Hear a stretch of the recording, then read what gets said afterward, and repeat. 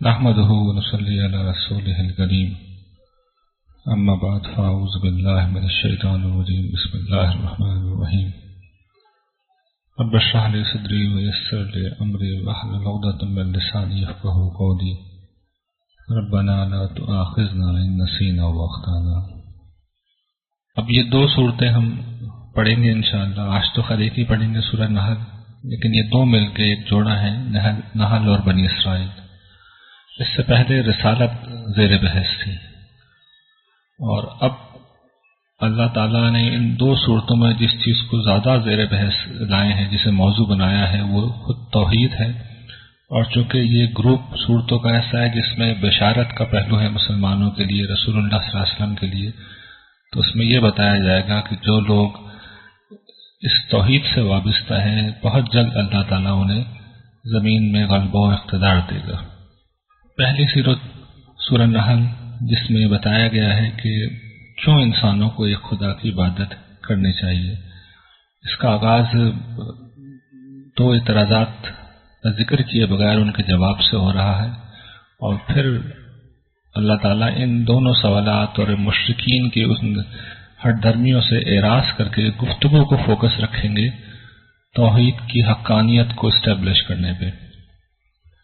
دو اعتراضات یہ تھے کہ ایک تو وہی کہ عذاب لے آؤ اور فوراً لاؤ، ابھی لاؤ۔ تو اللہ تعالیٰ اس کے جواب میں کہتے ہیں کہ ٹھیک ہے، ہم نے فیصلہ کر لیا ہے، ضرور لائیں گے، جلدی مت کرو، آ جائے گا اپنے وقت پہ۔ اور اس کی کچھ وضاحت میں نے پہلے کر دی تھی کہ پروردگار مجرموں کو پکڑنے کیوں جلدی کرے، کیوں پکڑنے کے لیے انہیں عذاب جلدی بھیجے۔ مجرم تو خود اس کے پاس آ رہے ہوتے ہیں۔ کس طرح آ رہے ہوتے ہیں؟ وہ چلتے ہوئے نہیں آ رہے ہوتے ہیں، وہ اصل میں جس شب و روز میں جی رہے ہوتے ہیں، وہ شب و روز اللہ کی طرف بڑھ رہے ہوتے ہیں، ایام اللہ جسے اللہ تعالیٰ کہتے ہیں۔ تو جب وہ وقت آ جاتا ہے تو عذاب پہلے سے ہی اس راہ میں ان کے انتظار میں کھڑا ہوتا ہے۔ تو اللہ تعالیٰ کہتے ہیں آ رہا ہے اللہ کا فیصلہ، جلدی مت مچاؤ۔ اور جو اصل بات کہنی ہے کہ اللہ پاک ہے ان کے شرک سے جو کر رہے ہیں، یعنی فوکس اپنا توحید کی طرف کر رہے ہیں۔ دوسرا اعتراض یہ تھا کہ ہم پہ براہ راست وحی اتارو، تو اللہ تعالیٰ کہتے ہیں کہ فرشتے وحی لے کر جس پہ اللہ چاہتا ہے اس پہ اترتے ہیں، تمہارے کہنے سے تمہارے اوپر نہیں آ سکتے۔ اصل چیز وہ میسج ہے جو دیا جا رہا ہے، اور وہ یہ ہے کہ اللہ کے سوا کوئی معبود نہیں، تو اس پہ توجہ کرو۔ یہ بہت مختصر سی تمیز تھی۔ اس کے بعد پھر فوراً اب تھرو آؤٹ صورت یہی ہوگا کہ اللہ تعالیٰ توحید کے دلائل دیتے رہیں گے۔ ان پہ چونکہ میں بہت تفصیل سے کلام کر چکا ہوں پچھلے نشستوں میں، اور اس کا سبب شاید یہ ہے کہ میں چونکہ خلاصہ کر رہا ہوں تو میرے پاس چوائس ہوتی ہے کہ میں کس چیز کو زیادہ بیان کروں، لیکن اگر آپ خود ترجمہ پڑھیں گے تو آپ دیکھیں گے کہ یہ وہ صورت ہے جس میں بہت ڈیٹیل میں جا کے اللہ تعالیٰ نے ایک ایک نشانی کو دیا، زمین کی، آسمان کی، ساری مخلوقات کی، اور پھر اس کی روشنی میں وہی دو دلائل ہیں جو اللہ تعالیٰ بار بار دے رہے ہیں۔ اور وہ کیا دلائل ہیں؟ کہ جو قادر مطلق ہے، جو ہر اعتبار سے خالق ہے، مالک ہے، مختار کل ہے، عبادت کا مستحق وہی ہے، اور جو پال رہا ہے، پروان چڑھا رہا ہے، نعمتیں دے رہا ہے، شکر گزاری کا، عبادت کا مستحق بھی وہی ہے۔ پہلے زمین آسمان کے تخلیق کا ذکر ہے، انسان کے تخلیق کا ذکر ہے، پھر ان مویشیوں کے تخلیق کا ذکر ہے جن میں انسانوں کے لیے طرح طرح کے فائدے ہیں، پھر سواری کے جانوروں کا بتایا ہے کہ کس طریقے سے تم ان سے فائدہ اٹھاتے ہو، پھر یہ بتایا کہ جو آسمان سے بارش ہوتی ہے اس سے کیا کیا پیداوار ہوتی ہے، آسمان و زمین اور دن اور رات کو کس طرح تمہارے لیے مسخر کر دیا گیا ہے، سورج چاند تارے سب گویا کہ تمہارے لیے ڈیوٹی کر رہے ہیں۔ نہ صرف آسمان زمین بلکہ سمندر میں بھی یہی کچھ ہو رہا ہے، اس سے تم گوشت کھاتے ہو تازہ، اس سے زیورات بناتے ہو، کشتیاں تمہارے لیے بنا دی ہیں، تم اس سے جاتے ہو، اللہ کا فضل تلاش کرتے ہو، یعنی تجارت کرتے ہو۔ تجارتی قافلے اس زمانے میں سفر کا ایک بڑا اہم ذریعہ سمندر ہی تھا۔ پہاڑ زمین میں رکھ دیے ہیں، رہنمائی کے لیے طرح طرح کی چیزیں ہیں، ستارے ہیں، اور پھر اللہ تعالیٰ سوال کرتے ہیں کہ جو تخلیق کرتا ہے کیا وہ اس کی طرح ہو سکتا ہے جو تخلیق نہیں کرتا؟ تم عقل سے کام نہیں لیتے؟ اور دیکھو تم اگر اللہ کی نعمتیں گننا چاہو، شمار کرنا چاہو تو تم شمار نہیں کر سکتے. یہ ایک حقیقت ہے، اور اس کو قرآن نے دیگر مقامات پہ بیان اس طرح کیا ہے کہ یہ کائنات میں جو کچھ اللہ کی قدرت اور ربوبیت کی نشانیاں ہیں، اس کو بیان کرنے کے لیے اگر ساری زمین کے درخت قلم بنا دیے جائیں. پرانے زمانے میں قلم لکڑی کے درختوں سے ہی بنتے تھے، آپ میں سے شاید بعض لوگوں نے دیکھے ہوں. تو یہ سارے درخت اگر اس کام کے لیے استعمال ہوں کہ ان سے قلم بنا دیے جائیں، اور جتنے بھی سمندر ہیں اور اتنے سمندر اور لے آؤ، ان سب کو تم سیاہی بنا دو، انک بنا دو، اور پھر اللہ کی باتیں لکھنے بیٹھو، تو یہ ختم ہو جائیں گے. اللہ کی باتیں، اس کی قدرت ربوبیت کی نشانیاں ختم نہیں ہوں گی. اور اب تو اللہ کا بڑا ایسا کرم ہے، احسان ہے کہ گھر بیٹھے آپ دیکھ سکتے ہیں ٹی وی چینلز کے ذریعے سے کہ کیا کیا اس کی قدرتیں آسمانوں میں، زمینوں میں، سمندروں میں. یہ الگ بات ہے کہ ہم ٹی وی چینل میں بھی دوسری چیزیں دیکھتے ہیں. پھر اللہ تعالیٰ کہتے ہیں کہ جن لوگوں کو یہ اللہ کو چھوڑ کر پکار رہے ہیں وہ کوئی چیز تخلیق نہیں کر سکتے، وہ تو خود مخلوق ہیں. پھر تم کیا سمجھ کے انہیں پکارتے ہو؟ وہ مردہ ہیں، وہ زندہ نہیں ہیں. انہیں یہ بھی نہیں معلوم کہ وہ خود کب اٹھائے جائیں گے. یہ ہوتا ہے نا، اصل میں بت کے پیچھے کوئی شخصیت کھڑی ہوتی ہے. اس کو وہ ہمارے ہندو دوست اس طرح بیان کرتے ہیں مسلمانوں پہ طنز کرتے ہوئے کہ ہم بٹھا کے پوچھتے ہیں، تم لٹا کے پوچھتے ہو. مطلب ہمارے بت بیٹھے ہوئے ہوتے ہیں اور تم جن کی عبادت کرتے ہو یا جن کو سجدہ کرتے ہو یا جن سے دعائیں مانگتے ہو قبر میں لیٹے ہوئے ہیں. تو وہ ازراہ تفنن یہ کہتے ہیں مسلمانوں کو کہ ہم بٹھا کے پوچھتے ہیں، تم لٹا کے پوچھتے ہو. تو دونوں کے بارے میں اللہ تعالیٰ کا تبصرہ یہ ہے کہ ان کو یہ نہیں معلوم کہ اگر وہ لیٹے میں تو اٹھیں گے کب. جن لوگوں کو یہ نہیں معلوم ان کو تم خدا کے برابر لا کے رکھ رہے ہو، پکار رہے ہو انہیں. اللہ ہے اصل معبود تنہا. پھر یہ بیچ میں سلسلہ کلام روک کے اب یہ بتایا جا رہا ہے کہ کفار کیا کچھ کر رہے تھے. ان کے پاس جب عام لوگ آتے، ظاہر بات ہے دعوت پھیل رہی تھی، تو لوگ پوچھنے آتے کہ بھئی یہ صاحب ہیں، نبوت کا انہوں نے دعویٰ کیا ہے، آپ کی ان کے بارے میں کیا رائے ہے؟ تو یہ جو کفار کے سردار تھے قریش کہتے تھے کہانیاں ہیں پچھلوں کی اور کچھ بھی نہیں. دوسری جگہ نقل ہوا ہے کہ ہم بھی چاہیں تو اس طرح کی باتیں کر دیں، یہ کون سی بڑی بات ہے. تو اللہ تعالیٰ کہتے ہیں یہ تمہاری چالیں ہیں، تم چل رہے ہو، پچھلے لوگوں نے بھی یہی کیا تھا، اور اللہ نے ان کی تعمیرات کو، ان کی ساری کد و کاوش کو بنیادوں سے گھسیٹ کے تباہ و برباد کر دیا. ان کی چھتیں نیچے آ گری، اور اللہ کا عذاب ایسی جگہ سے آیا جہاں ان کو گمان بھی نہیں تھا. یہ دنیا کا عذاب ہے، قیامت کے دن کی رسوائی اس سے بھی زیادہ ہے. اور پھر اللہ تعالیٰ ان کا سوال اٹھاتے ہیں. اصل میں یہ وہ سوال ہے جس کا جواب شروع میں دیا گیا تھا کہ یہ کس چیز کا انتظار کر رہے ہیں، عذاب کی جلدی مچا رہے ہیں. تو یہ انتظار کر رہے ہیں کہ فرشتے آ جائیں یا اللہ کا فیصلہ آ جائے. تو اگر یہ ان کی حرکتیں ہیں ہماری دعوت کے جواب میں، معقول باتوں کے جواب میں، تو یہی سب کچھ پچھلوں نے بھی کیا ہے. لیکن انہوں نے ہم پہ کوئی ظلم نہیں کیا تھا، وہ اپنے اوپر خود ظلم کر رہے تھے. پھر ان کا ایک اور فضول اعتراض اللہ تعالیٰ نے نقل کیا ہے. وہ کہتے ہیں کہ بھئی دیکھو بات یہ ہے کہ ہم غیر اللہ کی عبادت کر رہے ہیں نا، تو اللہ نہیں چاہتا تو ہم یہ کرتے ہی نہیں، اس میں کیا مسئلہ ہے. اسی طریقے سے نہ ہم یہ کرتے، نہ ہمارے آباء و اجداد یہ کرتے، نہ ہم کسی چیز کو حرام قرار دیتے. تو اللہ تعالیٰ یہ فرماتے ہیں کہ اس کے جواب میں، لیکن میں پہلے اس کی لغویت واضح کر دوں.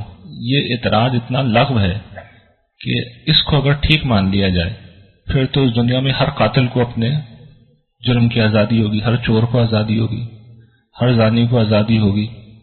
ایک شخص دوسرے کے تھپڑ مار دے وہ کہے کہ بھئی یہ تو اللہ کی مرضی تھی اس لیے میں نے تمہیں مار دیا، اللہ نہیں چاہتا تو میں نہیں مارتا. تو یہ لغو قسم کی باتیں ہیں جو لوگ کرتے ہیں. اچھا آپ یہ خیال کر رہے ہوں گے صرف مشرکین کرتے ہیں.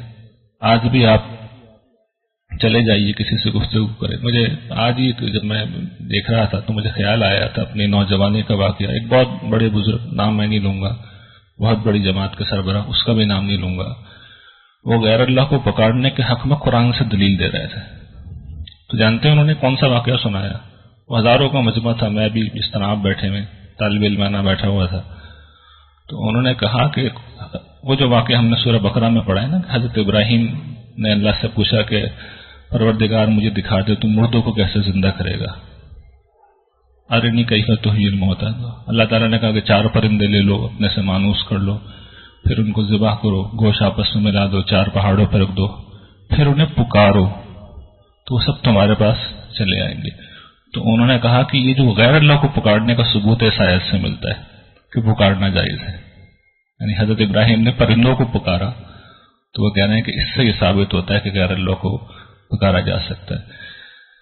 اس کے جواب میں کیا کہا جا سکتا ہے؟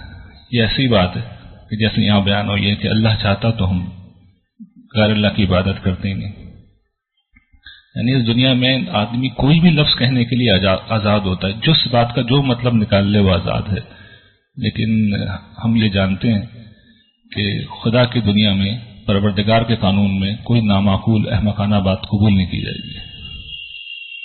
جب یہ کہا جاتا ہے کہ غیر اللہ سے مدد نہیں مانگی جا سکتی، سجدہ نہیں کیا جا سکتا، پکارا نہیں جاتا، تو اس سے مراد یہ ہوتی ہے کہ مارا براء الاسباب، ورنہ تو ہم سب ایک دوسرے کو دن رات پکارتے ہیں، ایک دوسرے سے مدد مانگ رہے ہوتے ہیں، یہ کوئی چیز نہیں، نہ اس کی ممانعت ہے۔ ما وراء الاسباب یہ ہے جو چیز خالق و مخلوق اور عبد و معبود کا تعلق پیدا کرتی ہے۔ پھر اللہ تعالیٰ فرماتے ہیں، یہ جو صورتحال پیدا تھی اس وقت مکہ میں کہ لوگ ہجرت کرنے پر مجبور ہو گئے تھے، تو اللہ تعالیٰ کہتے ہیں کہ جن لوگوں نے ہجرت کی اللہ کی راہ میں بعد اس کے کہ ان پہ ظلم کیا گیا، تو ہم ان کو بہترین ٹھکانہ دیں گے اس دنیا میں، اور آخرت کا اجر تو کہیں زیادہ ہے۔ یہ وہ لوگ ہیں جنہوں نے اپنے رب کے لیے صبر کیا اور اپنے رب پہ وہ توکل کرنے والے ہیں۔ پھر ان کے اعتراض کا جواب بھی اللہ نے دے ہی دیا کہ ہم نے اس سے پہلے بھی رسولوں کو، انسانوں کو ہی، آدمیوں کو ہی رسول بنا کے بھیجا ہے، اور اگر تمہیں یقین نہیں آتا تو ان لوگوں سے پوچھ لو، بنی اسرائیل سے پوچھ لو، ان کی یہ بات معلوم و معروف تھی کہ فرشتے نہیں آتے تھے، انسان ہی آتے تھے۔ پھر وہی سلسلہ کلام دوبارہ آ رہا ہے کہ توحید کے بارے میں جو آیات ربوبیت و قدرت ہیں ان کو بیان کیا جا رہا ہے، اور اب بیچ میں ساتھ ساتھ مشرکین کے اوپر تبصرہ بھی ہوتا جائے گا۔ یہ جو پہلی بات کہی ہے اللہ تعالیٰ نے کہ کیا تم نے نہیں دیکھا جن چیزوں کو اللہ نے تخلیق کیا ہے ان کے سائے دائیں بائیں گھٹتے بڑھتے اللہ کو سجدہ کرتے ہیں عاجزی کے ساتھ، یہ ایک بات کہی ہے۔ اس کے بعد ایک اور بات ہے جو اللہ تعالیٰ کہہ رہا ہے، میں اس کا تعلق آپ کو سمجھانا چاہتا ہوں۔ اللہ تعالیٰ یہ فرما رہے ہیں کہ دیکھو، اللہ یہ کہتا ہے کہ 2 معبود نہ کہو، معبود ایک ہی ہے اور مجھے سے ڈرو۔ آپ کے علم میں ہوگا کہ مجوسیوں کا یہ عقیدہ تھا اور ہے کہ اس کائنات کے 2 خدا ہیں، ایک ہے یزداں جو نیکی کا خدا ہے، اور دوسرا اہرمن جو برائی کا خدا ہے۔ تو یزداں کی علامت آگ تھی، روشنی تھی، اس زمانے میں روشنی کے ذریعے آگ ہی ہوتا تھا، تو آپ کے علم میں ہے کہ وہ کس طرح کا جو محل تھا وہاں آگ جلتی رہتی تھی، تو وہ گویا کہ خدا کی علامت تھی، اور برائی کے خدا اہرمن کی علامت تاریکی تھی، سائے سے۔ تو اللہ تعالیٰ نے اصل میں بات یہ کہہ رہے ہیں کہ معبود 2 نہیں ہیں، لیکن پہلے اس کی دلیل دے دی۔ دلیل کیا دی انہوں نے کہ تم دیکھتے نہیں ہو کہ جو اس دنیا میں تم جسے اندھیرے کی علامت، برائی کی علامت سمجھتے ہو، سائے، وہ بھی اللہ کو سجدہ کرتے ہیں، یعنی اللہ کے ہی حکم کے تابع ہیں، اسی کے اذن اور اس کی مرضی کے مطابق کبھی دائیں ہوتے ہیں کبھی بائیں ہوتے ہیں۔ اس نے جو نظام بنا رکھا ہے اس نظام کا ایک حصہ ہے، اس سے انڈیپینڈنٹ اور اس سے آزاد نہیں ہے۔ تو یہ اللہ تعالیٰ نے اس بات کو واضح کیا ہے کہ جس طریقے سے بہت سارے خداؤں کا عقیدہ یا خدا کے ساتھ شرک کرنے کا عقیدہ، اس کے بیٹے اور بیٹیاں بنانے کا عقیدہ ٹھیک نہیں ہے، اسی طریقے سے 2 معبودوں کا عقیدہ بھی ٹھیک نہیں ہے۔ اگلا جو کام کفار کرتے تھے اس کو اب لے لیا کہ اللہ کی جو یہ شریک ٹھہراتے تھے فرشتوں کو، تو کہتے تھے کہ یہ اللہ تعالیٰ کی معاذ اللہ بیٹیاں ہیں۔ تو اللہ تعالیٰ اس پہ تبصرہ ہی کر رہے ہیں کہ اللہ کے لیے بیٹیاں بناتے ہیں اور اپنے لیے وہ پسند کرتے ہیں جو وہ چاہیں، مراد یہ کہ بیٹے پسند کرتے تھے۔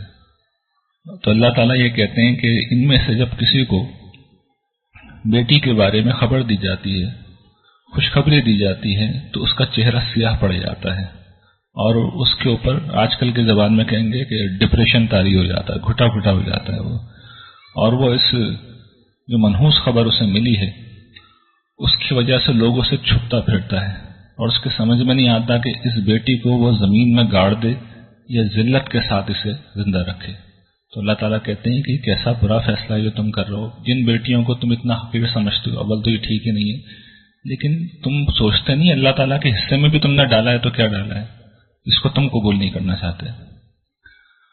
پھر اللہ تعالیٰ دوبارہ وہی نشانیوں کی طرف آ جاتے ہیں. آسمان سے بارش ہو رہی ہے اور اس سے جو کچھ زمین کی پیداوار ہوتی ہے. اس کے بعد ایک بڑی اہم بات ہے، میں چاہتا ہوں کہ اس پہ تھوڑی سی توجہ دلا دوں. ایک سلسلہ ہے نعمتوں کا، اس پوری صورت میں بہت کثرت سے بیان ہوئی ہے.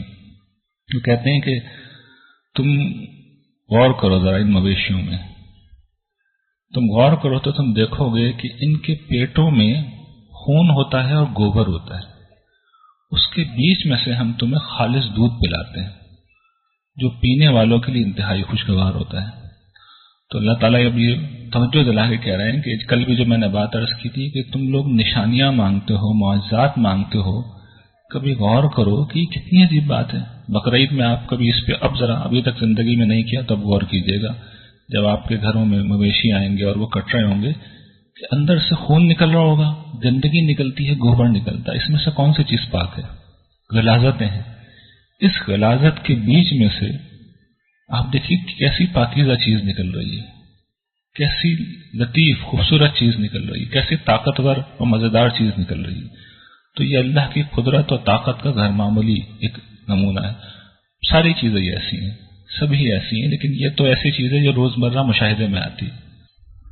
پھر اللہ تعالیٰ یہ ساری تفصیلات بیان کر کے اب ان کے رویے کو چند مثالوں سے سمجھاتے ہیں. وہی کہتے ہیں کہ تم دیکھو کہ ایک شخص ہے جو کہ غلام ہے، کسی کی ملکیت ہے. اچھا، اس کے پاس کوئی پیسے ویسے بھی نہیں ہے، غریب سا ہے بالکل. تو کیا ایسا غلام جو کوئی قوت و طاقت نہیں رکھتا اور ایک ایسا دوسرا شخص جس کو ہم نے بڑا رزق دیا ہے، آزاد ہے، خود مختار ہے، جیسے چاہتا ہے خرچ کرتا ہے، کیا دونوں برابر ہو سکتے ہیں؟ نہیں ہو سکتے. تو یہی موازنہ تم، گرچہ خدا کا موازنہ تو کیا نہیں جا سکتا، لیکن یہی موازنہ خدا اور غیر خدا کا کر لو تو پھر تم دونوں کو برابر کیسے کر دیتے ہو؟ پھر ایک دوسری مثال سے اللہ تعالیٰ سمجھاتے ہیں. وہ یہ کہتے ہیں کہ دوسری مثال سے سمجھو کہ ایک شخص پہلا مفلس تھا، دوسرا معذور ہے، گونگا ہے، غلام ہے اور بول بھی نہیں سکتا. اس کا مالک جہاں اسے بھیجتا ہے وہ کام خراب کر کے آتا ہے. تو کیا وہ اور ایک دوسرا شخص جو کہ بالکل صحت مند ہے، نارمل ہے، لوگوں کو صحیح معاملات کی ترغیب دیتا ہے، صحیح فیصلے کرتا ہے، دونوں برابر ہو سکتے ہیں؟ نہیں ہو سکتے. تو خدا اور اس کا غیر برابر کیسے ہو گیا؟ قصہ مختصر یہ کہ اللہ کی نعمتیں سب ان کو معلوم ہے، اس کے باوجود یہ ان کا انکار کرتے ہیں اور ان میں سے اکثر انتہائی ناشکر ہیں.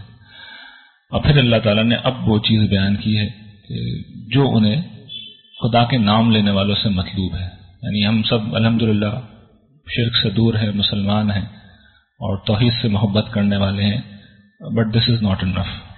اللہ تعالیٰ کہتے ہیں کہ مجھے کچھ عملی ثبوت بھی چاہیے. وہ یہ کہ جن چیزوں کو میں نے حکم دیا انہیں اختیار کرو. وہ 6 چیزیں ہیں جو بنیادی ہیں، ان کی تفصیل سورہ بنی اسرائیل میں آ جائے گی. پہلی چیز یہ ہے کہ عدل کرو، اور میں اس پہ ہمیشہ توجہ دلاتا ہوں کہ ہمارے ہاں تو صورتحال یہ ہے کہ میں نے بارہا دیکھا ہے لوگ اولادوں تک میں عدل نہیں کرتے. کوئی چھوٹا ہے اس لیے زیادہ پیارا ہے، کوئی بڑا ہے اس لیے زیادہ پیارا ہے، کوئی بچہ خوبصورت ہے اس لیے زیادہ پیارا ہے. تو اس میں بھی بارہا عدل نہیں ہوتا، رشتہ داروں میں بھی عدل نہیں ہوتا. تو یہ ہمارا معاملہ اگر ہے تو ہم سچے خدا پرست کیسے ہو سکتے ہیں؟ دوسرا حکم ہے احسان کرو. لوگ تمہارے ساتھ جیسا بھی رویہ اختیار کریں تم ان کے حق سے انہیں زیادہ کرو. عدل حق کے مطابق دینا ہے، احسان حق سے زیادہ. اور پھر تیسری چیز کہ احسان میں بھی خاص طور پہ قرابت داروں کو مال دو. ان کا بہت حق ہوتا ہے اور ان کا حق نہ بھی بن رہا ہو تمہاری نظر میں تب بھی دو. اسی طرح 3 چیزوں سے انہوں نے روکا ہے. وہ فحش کو بالکل پسند نہیں کرتے، عریانی، بے حیائی، بے شرمی انہیں قطعاً پسند نہیں ہے، ان سے وہ روکتے ہیں. سارے منکرات وہ چیزیں ہوتی ہیں جو فطرت سلیمہ کو معلوم ہے کہ غلط ہے. جھوٹ بولنا سب جانتے ہیں، دھوکہ دینا سب جانتے ہیں غلط ہے، بددیانتی سب جانتے ہیں غلط ہے، خیانت سب جانتے ہیں غلط ہے. ان سب چیزوں سے بچو. باغ کیا ہے؟ خالق و مخلوق کے مقابلے میں سرکشی. کسی کی مال کھا لیا، جائیداد چھین لی، کسی کی عزت و آبرو پہ الزام لگا دیا، یہ سب چیزیں. تو یہ 6 چیزیں ہیں، 3 نیکیاں، 3 گناہ، اور یہ کیا ہیں؟ یہ بنیادیں ہیں. یہ سمجھنے کہ نیکی اور بدی کے خاندان کے 3 سرپرست ہیں. ساری نیکیاں ان 3 چیزوں سے پھوٹتی ہیں اور ساری برائیاں بھی ان 3 چیزوں سے پھوٹتی ہیں. پھر یہ آخر میں صورت اب ختم ہو رہی ہے اور اللہ تعالیٰ مشرکین اور یہودیوں کو، ساتھ میں یہودیوں کو بھی اب اللہ تعالیٰ نے زیر بحث لیا ہے، کیونکہ اگلی صورت میں یہ چیز آ جائے گی کہ اب یہود بھی زد میں آ رہے ہیں. سب سے پہلے تو انہیں توجہ دلائی ہے کہ تم جو اللہ نے تم سے وفاداری کا عہد لے رکھا ہے، تو جب تمہارے پاس لوگ پوچھنے آتے ہیں ہمارے نبی کے بارے میں، تو اول تو بتاتے ہی نہیں تھے، بتاتے تھے تو غلط بتاتے تھے، یا پھر یہ ہے کہ اس مقام پہ بھی آ گئے تھے کہ جھوٹی قسمیں کھاتے تھے کہ یہ کوئی نبی اور رسول نہیں ہے. اور اس کا سبب قرآن نے بیان کر دیا. یعنی اس کا آیت کا ترجمہ یہ ہے کہ اپنے عہد و پیمان کو پورا کرو، جو اللہ کے نام پہ کرو جب تم عہد کرو، اور دیکھو اپنی قسموں کو مضبوطی سے باندھنے کے بعد توڑ مت ڈالا کرو، جبکہ اللہ کو تم نے اس پہ گواہ ٹھہرا لیا ہے. اللہ جانتا ہے جو تم کرتے ہو. اور پھر اللہ تعالیٰ بتا رہے ہیں کہ اس کا سبب کیا ہے، یہ اپنی قسمیں کیوں توڑ رہے ہیں. ایک امت دوسری امت پہ سے بڑھ نہ جائے.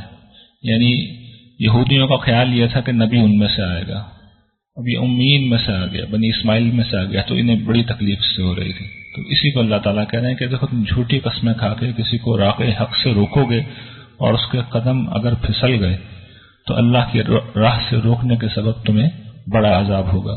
اور پھر دیکھو اللہ کے عہد کو مت بیچو چھوٹی سی قیمت کا. ویسے آپ سورہ بقرہ میں پڑھ چکے ہیں، بار بار یہ بات یہودیوں سے کہی گئی تھی. پھر یہ بات جو کہی جا رہی ہے کہ مسلمانوں کے حوالے سے جو کوئی بھی نیک عمل کرے گا، مرد ہو یا عورت، مومن ہو، تو اسے ہم پاکیزہ زندگی گزروائیں گے اور اسے ہم بہترین اجر عطا کریں گے جو وہ کام کریں گے. خواتین کا خاص طور پہ اس لیے تذکرہ ہے کہ وہاں پہ خواتین کی بھی بڑی سخت مشقت اور آزمائش تھی. حضرت عمار کی جو والدہ تھیں سمیہ، آپ جانتے پہلی شہید خاتون ہی وہی تھی. مجھے اسی حوالے سے بھی آج یہ بتایا گیا کہ خواتین کا یہ ہمارے ہاں جو پچھلی بیٹھی ہوئی ہیں ان کا معمول ہے کہ وہ ہر طرح کا ڈسپلن توڑ کے نماز پڑھتی، یعنی ٹونیوں کی شکل میں. تو میں اپنی بہنوں سے یہ صرف یہ عرض کرنا چاہوں گا کہ آپ کس کو فالو کر رہی ہیں؟ حضرت سمیہ کو فالو کر رہی ہیں. ابو جہل نے ان کی جان لے لی تھی اور وہ آخری وقت تک توحید سے نہیں ہٹی. آپ سے بہت تھوڑا سا مطالبہ ہے کہ خدا کے سامنے جب کھڑے ہوں تب تو ایک صف بنا لیں. تو اگر یہ کام بھی نہ کر سکیں تو آپ خود سوچئے کہ حضرت سمیہ کے ساتھ آپ جنت میں کیسے جا سکتی ہیں. اور اللہ تعالیٰ نے خواتین کو الگ سے ایڈریس کر کے کہا ہے کہ مجھے ان سے بھی وہی کچھ مطلوب ہے جو مردوں سے ہے. تو اس چیز پہ آپ لوگ توجہ کریں، کم سے کم نماز پڑھتے وقت آپ ایک صف بنا لیا کریں. دوسری بات یہ کہ یہ بھی ایک کمپلین آئی ہے کہ بیٹھنے میں بھی خواتین شاید ایک دوسرے کے لیے تکلیف اور ایذا کا باعث بن جاتی ہیں. تو یہ بھی ذرا خیال کر لینا چاہیے ان چیزوں کا. اس کے بعد یہ وہ آیت ہے جس میں اجازت دی گئی ہے اور یہ فرمایا گیا ہے کہ جس شخص نے اللہ سے کفر کیا اپنے ایمان کے بعد، اس کا انجام بیان کیا گیا کہ جب اگر اس نے شرع صدر کے ساتھ کام کیا تو اس پہ اللہ کا غضب ہے اور بڑا عذاب ہے. ایکسیپشن اس سے کیا دیا گیا ہے کہ جو شخص مجبور ہو جائے اور اس کا دل اطمینان پہ، دل مطمئن ہو ایمان کے اوپر، تو پھر اللہ تعالیٰ اس کو نہیں پکڑیں گے. یہ بھی ہوا تھا اس زمانے میں جو حضرت یاسر ہیں ان کے ساتھ یہ ہوا تھا. حضرت عمار ہیں، یاسر اور سمیہ کو تو دونوں کو شہید کر دیا گیا تھا. حضرت عمار کو اتنا مارا گیا تھا کہ ان کی جان بچنے کی یہی شکل تھی، تو انہوں نے اس طرح کے کلمات زبان سے نکال دیے تھے اور بعد میں پھر رسول اللہ صلی اللہ علیہ وسلم کے پاس بہت روتے ہوئے ہے. تو اس وقت یہ بات اللہ تعالیٰ نے نازل کی.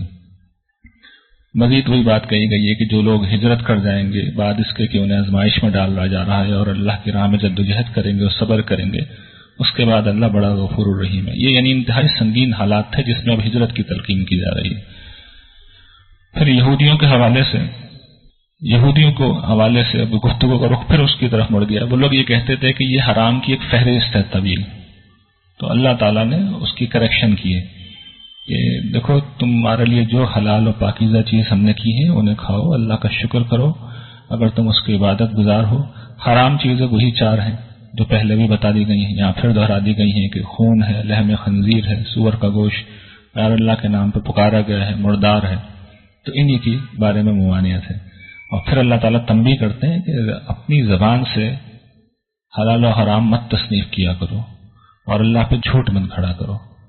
اور پھر یہ واضح کیا گیا ہے کہ یہودیوں پہ اگر کوئی چیز حرام کی گئی تھی، ان پہ بھی صرف یہی چیزیں حرام تھی جو ہم نے پیچھے بیان کی ہیں، لیکن ان کا معاملہ کیا تھا کہ انہوں نے خود اپنے اوپر کچھ پابندیاں عائد کر لی تھی، تو اس کے نتیجے میں اللہ تعالیٰ نے بھی اس کو پھر ختم نہیں کیا۔ پھر یہ بات کہی گئی، ان سب لوگوں کی غلط فہمی دور کی گئی جو حضرت ابراہیم کو اون کر رہے تھے، یہود، نصارہ، مشرکین۔ فرمایا کہ ابراہیم جو تھا وہ ایک الگ امت تھا ان سب سے، اور وہ امت کیا تھی؟ اللہ کا فرما بردار، توحید کے لیے یکسو، مشرکوں میں سے نہیں تھا، اس کی نعمتوں کا شکر گزار، اسے اس کے رب نے چن لیا تھا اور صراط مستقیم کی اسے ہدایت دی تھی۔ اور پھر اب ہم نے تم پہ یہ وحی کی ہے کہ تم ملت ابراہیم کی پیروی کرو اور مشرکوں میں سے نہ ہو۔ آخری بات دعوت کے طریقے کے حوالے سے رسول اللہ صلی اللہ علیہ وسلم کو توجہ دلائیے کہ دیکھیے آپ اپنے رب کے راستے کی طرف بلائیے، حکمت کے ساتھ، دانائی کے ساتھ، اور اچھے طریقے سے نصیحت کرتے ہوئے، اور اگر بحث و مباحثے کی بھی نوبت آ جائے تو اس میں بھی بہتر طریقہ اختیار کیجیے۔ اور اللہ تعالیٰ فرماتے ہیں کہ اللہ بہتر جانتا ہے کہ کون اس کے راستے سے بھٹکا ہوا ہے اور کون ہدایت پہ ہے۔ کبھی بدلہ لینے کی ضرورت ہو تو اتنا ہی بدلہ لیں جتنی زیادتی کی گئی ہے، لیکن اگر صبر کر لیں تو صبر ہی اللہ کے نزدیک پسندیدہ ہے اور یہی بہتر ہے۔ وآخر دعوانا الحمدللہ رب العالمین۔